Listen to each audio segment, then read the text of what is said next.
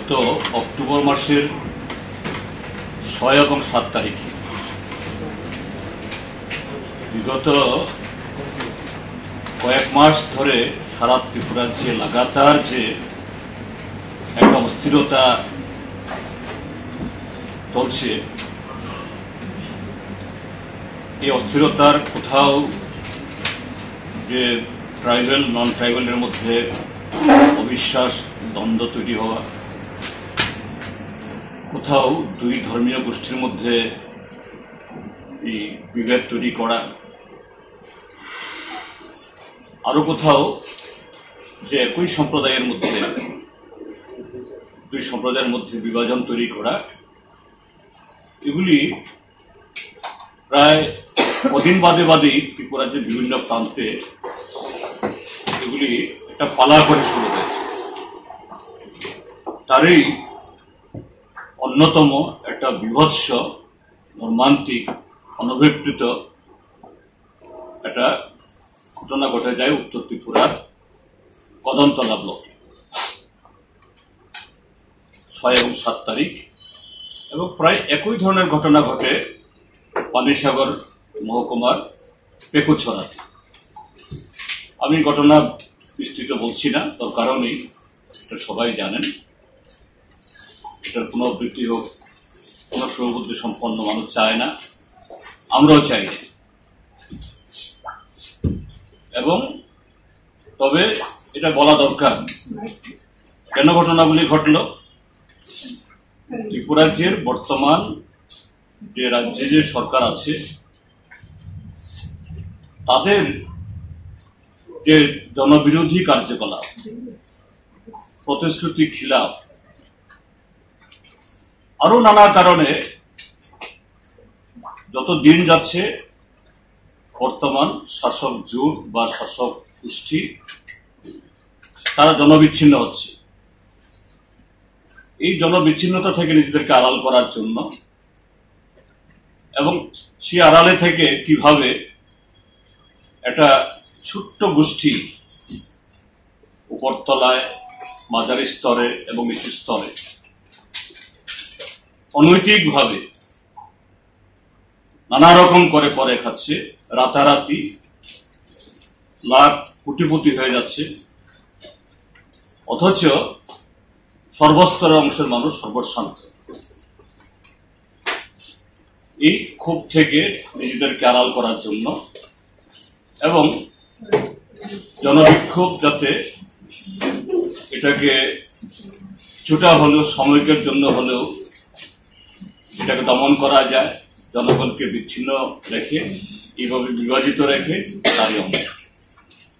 এতে কদমতলা ব্লকে সেখানকার সমস্ত অংশের কি ধর্মীয়, কি সম্প্রদায়, সাধারণ মানুষের প্রভূত ক্ষতি হয়েছে। প্রত্যক্ষভাবে না হলেও পরোক্ষভাবে ওটা উত্তর জেলায় বেশ কদিন ধরে আইন শৃঙ্খলার অবনতি, বাজার হাট ঠিকমতো চলেনি, এমনকি দুর্গাপূজার যে মরশুম আনন্দের বা উৎসবের, এটাও ব্যাহত হয়েছে। তার আজ আমাদের রাজ্যের অন্য প্রান্ত লেগেছে। এমনিতেই কন্ডা তৈশা এবং কৈতরাবাড়ির ঘটনায় এই রাজ্যের অন্য অংশের মানুষ তারাও নানাভাবে বিচলিত। এটা তার সাথে সে ঘটনাটা আরো সংযুক্ত হয়েছে বিভিন্ন কারণে। শুখা মরশুমে খড়ের গাদা যেরকম শুকিয়ে একেবারে কি বলে কাঠ হয়ে আছে, সেই সময় এরকম স্ফুলিঙ্গ যেখান থেকে আসুক, যেভাবে তৈরি হোক, তা দাবানল তৈরি করে। ত্রিপুরার সাম্প্রদায়িক শক্তি এবং দুর্ভাগ্যের শাসক দলের বদান্যতায়, এবং আমরা বলেছি একজন মন্ত্রীর নাম, আমি এখানে বলছি না, না বললেও সবাই বুঝবেন যারা দর্শকরা শুনছেন। লাগাতার সাম্প্রদায়িক বিষ ছড়িয়ে যাচ্ছে, এবং সর্বশেষ সেদিন একজন বহিরাজ্যের একজন যুবক ফেরিওয়ালা নিজে গাড়িতে বসে থেকে নির্দেশ দিয়ে তাকে প্রচন্ডভাবে আহত করেছে। এবং শুধু তা নয়, সেখানে থেমে থাকছেন না সে ভদ্রলোক। সামাজিক মাধ্যমে এইভাবে লাগাতার বলে যাচ্ছে। আমরা আজকেও বলেছি মাননীয় মুখ্যমন্ত্রীকে, আপনার এই মন্ত্রী প্রবরকে থামান। আমরা জানি যে আপনার পুলিশ বা আজকে যে অবস্থা, এই জাতীয় যদি কোথাও কেউ সাম্প্রদায়িক উস্কানি দেয় তার বিরুদ্ধে আমাদের ভারতীয় আইনেই এটা অফেন্স, তার বিরুদ্ধে দণ্ডমূলক এই কি বলে অপরাধের যে কগনিজেন্স হয়, কিন্তু হবে না। আমরা চাই ঠিক আছে আপনি বিরত করুন, এটা হ্যাবিচুয়াল অফেন্ডার্স এর মতো এরকম মন্ত্রী এবং কিছু লোক শাসক দলের একই কারণে, রাজনৈতিক কারণে ঘটনাগুলি করছে। এটাই হলো এই গন্ডাতুইশা, কদমতলা, কৈত্রাবাড়ি, ওইখানে এই উদয়পুরের যে কদিন আগে সেখানকার একটা এরকম সংখ্যালঘুর বাড়ি উচ্ছেদ করেছে, সেখানেও এক বিধায়কের নেতৃত্বে, এবং পেকুছড়া। আমরা চাই এটা থামুক। দ্বিতীয় আর একটা বিষয়, সেদিন আজকেও যেহেতু সৌহার্দ্যপূর্ণ আলোচনা, খুব ভালো লেগেছে আমাদের কাছে। মুখ্যমন্ত্রীর দৃষ্টিভঙ্গিকে আমরা ধন্যবাদ জানাবো। তিনি আমাদের বিধায়ক সাহেবকে জিজ্ঞেস করছেন,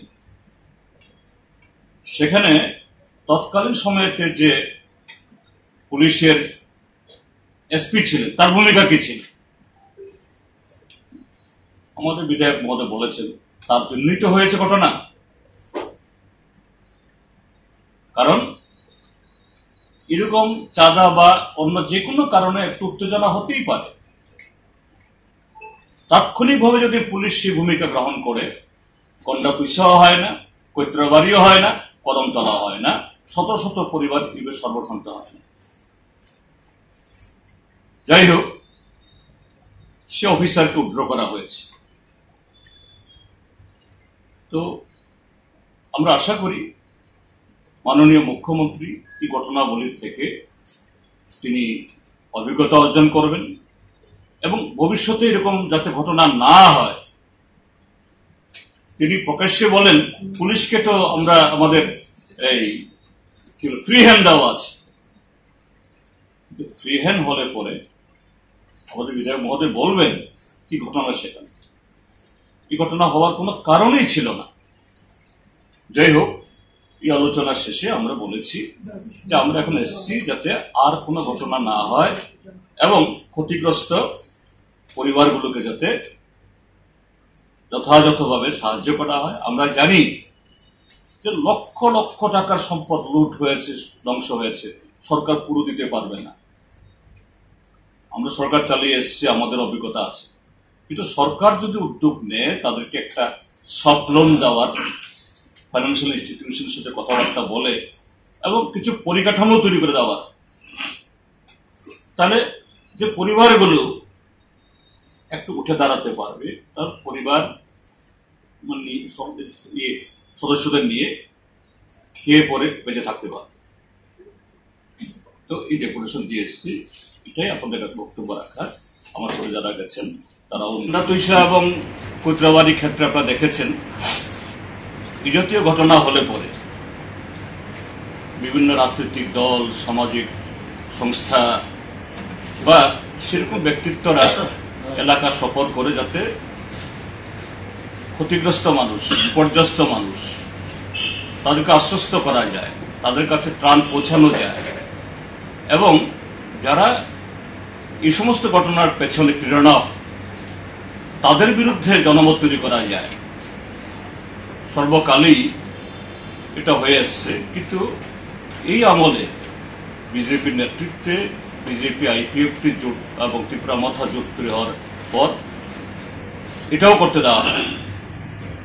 163 ধারা বলবতের নামে জনপ্রতিনিধিদেরকে ঢুকতে দেয় না তার এলাকাতে। যাই হোক, যে সেই 6 এবং 7 জুন এই অক্টোবর হয়েছে, তারপর 15 অক্টোবর পেকুছড়াতে, তার অনেক দিন বাদে, প্রায় 1 মাস বাদে, গত 8 তারিখে, এই মাসের 8 তারিখ নভেম্বরের, পুলিশ জানালো আমাদেরকে যে এখন আপনারা আসতে পারেন। আমরা গেছি।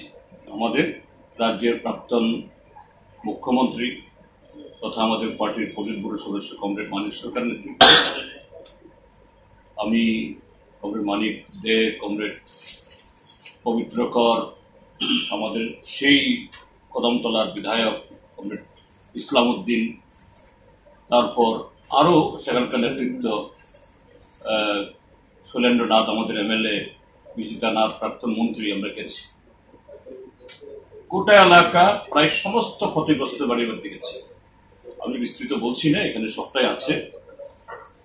এবং আমাদের পরিদর্শনের পর আমরা যা দেখেছি, যা উপলব্ধি করেছি, যে মর্মন্তুদ চিত্র আমরা প্রত্যক্ষ করেছি, সেখানে তাদের সে ক্ষতিপূরণ তো সবটা কখনোই সম্ভব না, কিন্তু এই পরিবারগুলো যাতে আবার শীত দ্বারা সোজা করে দাঁড়াতে পারে, পরিবারগুলো সচল হতে পারে, যে পরিবারের একজন খুন হয়ে গেল সেই পরিবারটা যাতে বাঁচতে পারে, যারা এখনো আহত হয়ে হসপিটালে কাতরাচ্ছে, যাদের চিকিৎসা দরকার, তারা যাতে সুচিকিৎসা পায়, সবটা মিলিয়ে আমরা আজকে মুখ্যমন্ত্রীর কাছে গেছি, আমরা 3 জন, এবং তার কাছে সবটা উল্লেখ আমরা করেছি। মুখ্যমন্ত্রীর সাথে খুব সৌহার্দ্যপূর্ণ ভাবে আমাদের আলোচনা হয়েছে। সেই ঘটনা যেদিন হয় সেদিনও বার কয়েক মুখ্যমন্ত্রীর সাথে পরবর্তী সময়ে তো আমাদের হয়েছিল। আমাদের বিধায়ক সাহেব সেখানকার তিনিও বলেছেন, পার্টি নেতৃত্ব বলেছেন, আজকেও আবার আমাদের আলোচনা হবে। মুখ্যমন্ত্রী সাহেব আমাদেরকে জিজ্ঞেস করলেন যে এই ঘটনার পেছনে কি কারণ মনে হয়। আমরা বলেছি যে ঘটনাটা সূত্রপাত একটা চাঁদা তোলা নিয়ে। এরকম চাঁদা তোলা তো একটু অন্য সময়তে হয়, কম বেশি টকজগ হয়, এটাকে কেন্দ্র করে এরকম হয়ে গেল কেন? আমরা বলেছি যদি বৃষ্টির সময় বর্ষাকালে খড়ের গাদাতে যদি আপনি পেট্রোল ঢেলে আগুনও দেন, সঙ্গে সঙ্গে জ্বলবে না। হ্যাঁ, জ্বলবে, কিন্তু শুষ্ক বাতাবরণ, শুখা মরশুমে যদি একটা স্ফুলিঙ্গ যদি হয়, খড়ের গাদা দাও দাও করে এটা গোটা এলাকা জ্বালিয়ে দেয়। শাসক দল যদি কোনো ঘটনার সঙ্গে, শাসক দলের দায়িত্ব মানুষের নিরাপত্তা রক্ষা করা, শান্তি সম্প্রীতি রক্ষা করা। শাসক দল যদি ঘটনার সঙ্গে জড়িত হয়ে যায়, তো স্বাভাবিক কারণে সেখানে পুলিশ নির্বিকার ভূমিকা নেয়, নিরপেক্ষতা বলে কিছু থাকে না, এবং এই কারণেই মানুষের নিরাপত্তাহীনতা ভুগছে। এবং সবগুলো ঘটনা দেখা গেল, অধিকাংশ ঘটনাগুলো ঘটেছে পুলিশের উপস্থিতিতে। এগুলো আমরা মুখ্যমন্ত্রী মহোদয়ের দৃষ্টিতে নিয়েছি, উনি শুনেছেন, এবং ঘটনা তো অস্বীকার করার কোনো সুযোগ নেই, এগুলো তো মানুষের চোখের সামনে ঘটেছে। যখন মানুষ রাজ্যে খাদ্য নেই, কাজ নেই, খুব খারাপ অবস্থা, এবং দুর্নীতি নিয়ে রাস্তায় নামতে শুরু করেছেন, আইন শৃঙ্খলা নিয়ে রাস্তায় নামতে শুরু করেছেন, প্রতিদিন রাস্তা রোকো হয় বিভিন্ন জায়গাতে, এবং এগুলো জলের দাবি, এই দাবি সেই দাবিতে মানুষের যে জ্বলন্ত সমস্যা নিয়ে, এই সমস্যাগুলো সমাধান করা হলো সরকারের দায়িত্ব। তা না করে দেখা যায় আমাদের রাজ্যে চিরাচরিত যে শান্তি সম্প্রীতি এটা বিঘ্নিত করছেন, এবং শাসক দল সেখানে সেই দায়িত্ব অস্বীকার করতে পারে না। আমরা বলেছি যে সম্প্রীতি রক্ষার জন্য এগিয়ে আসতে হবে, সরকারকে সদর্থক ভূমিকা নিতে হবে। আমরা বলেছি যে একজন মাননীয় মুখ্যমন্ত্রীর অ্যাটলিস্ট ওইখানে যাওয়া দরকার ছিল। উনি বলেছেন যে যেতে পারেননি, তিনি যাবেন। এই বলেছেন যে সহসাই অল্প সময়ে উনি যাবেন, গিয়ে ওই এলাকার মানুষের সমস্যাগুলো শুনবেন। আমরা চোখে দেখার পর বুঝতে পেরেছি ঘটনা গভীরতা কত বেশি। একটা বাজারের আরে এ তো দেখেছি আমি, আমার মনে পড়ে 80 সালের দাঙ্গার সময় বাইরে থেকে গিয়ে আগে গাড়ি ভর্তি করতেন মানুষের জিনিসপত্র লুট করে, তারপর আগুন দিতেন। এখানেও আমি দেখলাম ঘটনার ট্রেন্ড, বাড়িঘর থেকে আগে লুট করেছেন, গাড়িতে মাল বোঝাই করেছেন, তারপর আগুন দিয়েছেন। দোকানের মধ্যে সব দোকান না, লুটপাট, মোবাইলের দোকান, দামি জিনিসপত্র, টিভির দোকান, ফ্রিজের দোকান, এই জাতীয় সরঞ্জামগুলো গাড়িতে বোঝাই করে তারপর সেই দোকানগুলো পুড়িয়ে দিয়েছেন এবং ভাঙচুর করেছেন। বেশ কয়েকজন ইনজুর্ড হয়েছে, চিকিৎসার ব্যাপারে কোনো খোঁজ খবর নেই।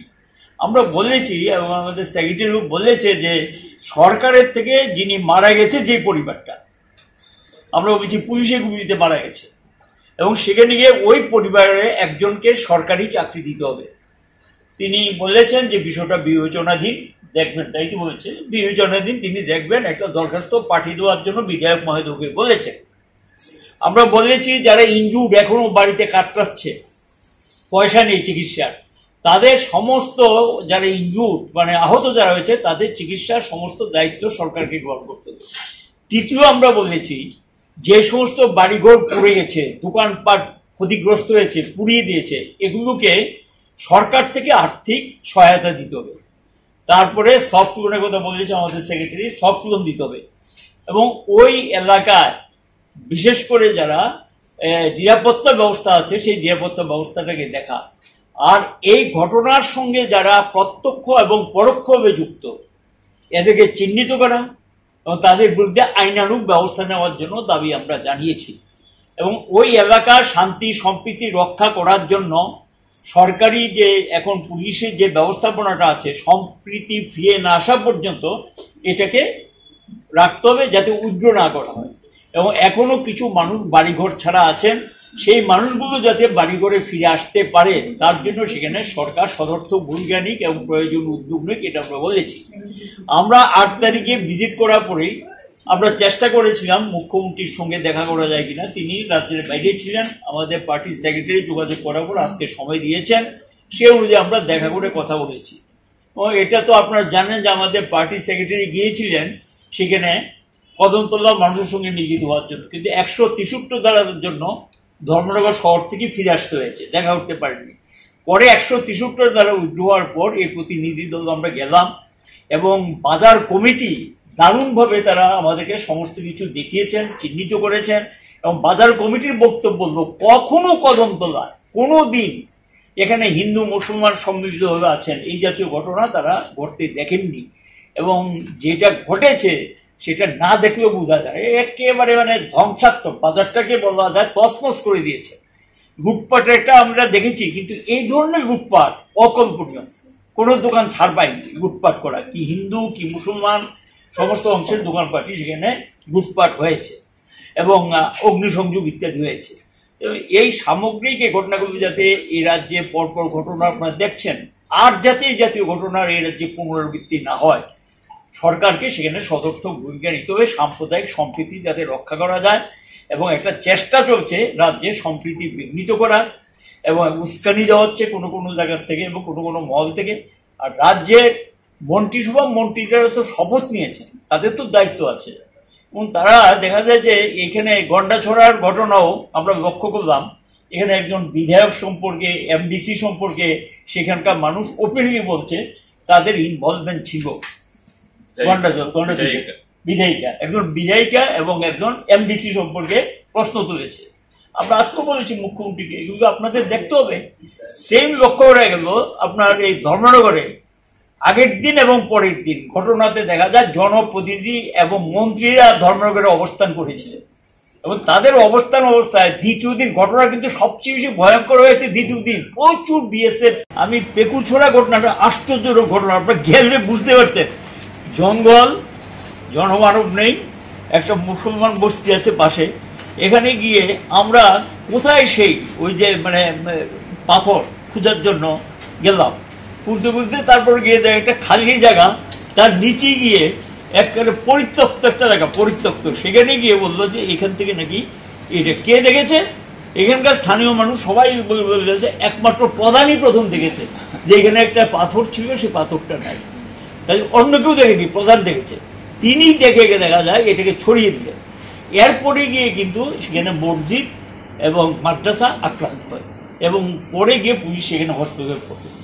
এই জাতীয় ঘটনাগুলো যদি, আমার প্রশ্ন হচ্ছে, যদি সিরিয়াস সেখানে থেকে থাকে, যদি কেউ নিয়ে থাকে, সেটাকে উদ্ধার করার দায়িত্ব প্রশাসনের, তাকে আবার পূজা অর্চনা করে বসিয়ে দেওয়ার দায়িত্ব সরকারের।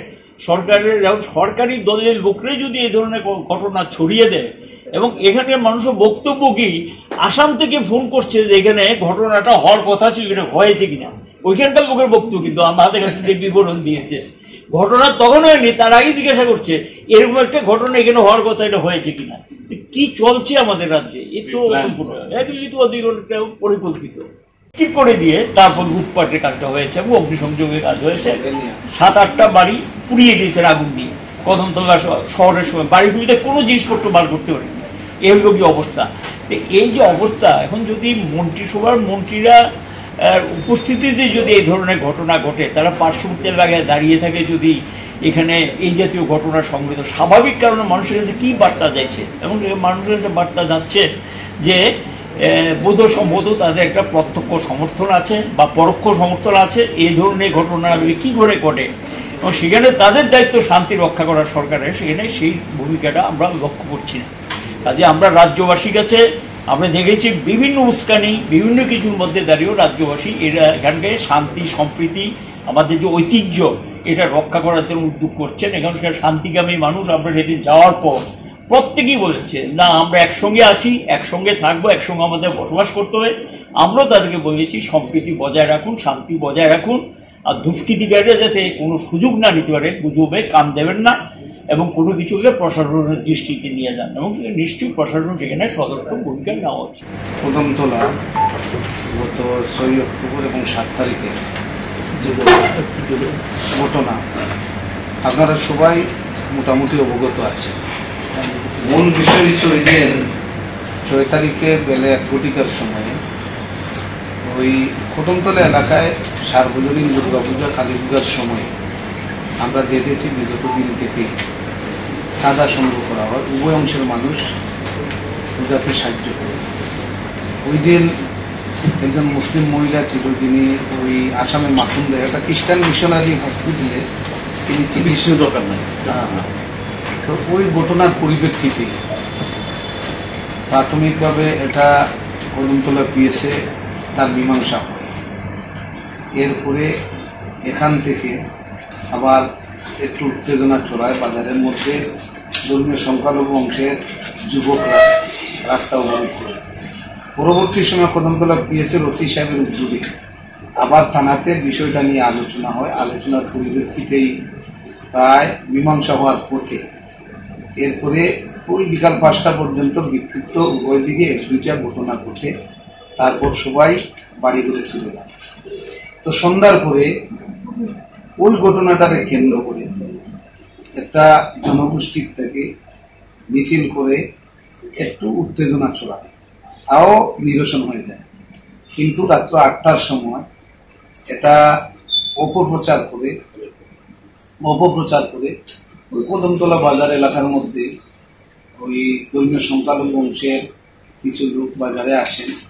তো আমরা যে বিষয়টা লক্ষ্য করলাম, তো বাজার এলাকার মধ্যে পুলিশ প্রশাসনের তরফ থেকে বিএসএফ, সিআরপিএফ, টিএসআর প্রচুর ছিল, কিন্তু সবাই ওই সময়ে বাজার থেকে সরিয়ে তাদেরকে মাঠে নেওয়া হয় এবং বাজারের মধ্যে ভাঙচুর, কিছু লুটপাট হলো। পরবর্তী সময়ে পুলিশ প্রশাসনের উদ্যোগে ওই ফায়ারিং হয়, লাঠিচার্জ হয়, একটা লোক নিহত হলো, 2-3 জন আহত হলো। এরপরের দিন 7 তারিখের ঘটনা আপনারা সবাই জানেন। তো এখানে প্রচুর প্রায় 166টার মতো দোকান লুটপাট হয়েছে। এবং যেটা লক্ষণীয়, আমাদের রাজ্যের পুলিশ প্রশাসন, উত্তর জেলার যিনি মাননীয় পুলিশ আধিকারিক ছিলেন এসপি মহোদয়, উনি কদমতলা থানাতেই উপস্থিত ছিলেন। ওনার উপস্থিতিতে এই ঘটনাগুলি কদমতলাতে আমরা দেখেছি। আমাদের পূর্বপুরুষ থেকে উভয় অংশের মানুষ আমরা বসবাস করে আসছি, এ ধরনের ঘটনা ঘটেনি।